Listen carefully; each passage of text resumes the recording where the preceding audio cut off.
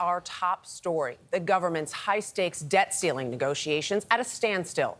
Republican congressional leaders walked out of the negotiation room Friday and warned there will be no deal without an agreement on sharp spending cuts. Moments after the walkout, former President Trump urged Republicans to reject a deal and hold out for everything they want. And Wall Street is closely watching Washington. Stocks dipped Friday on the debt ceiling uncertainty. Christina Ruffini has more from the White House this morning. Christina, good morning. Good morning, Dana. Well, Republican negotiators leaving that meeting told reporters last night they're not confident a deal can be reached before default. After walking out of meetings Friday afternoon,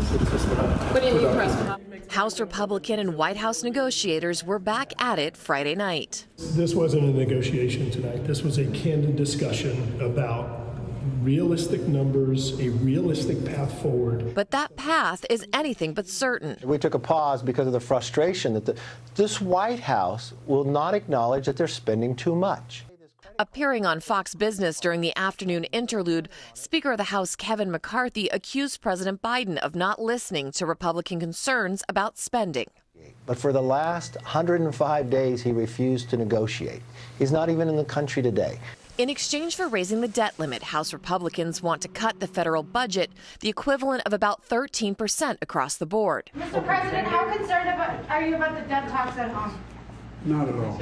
At a meeting with Australia's Prime Minister today in Japan, President Biden remained confident default can be avoided. First meetings weren't all that progressive. The second ones were. The third one was.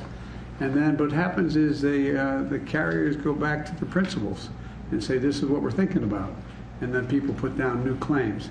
I still believe we'll be able to avoid a default and we'll get something decent done.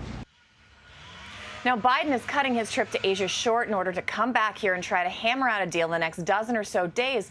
But even if the two sides agree to something in the room, that's not a guarantee that conservatives on the right or progressives on the left will even vote for it.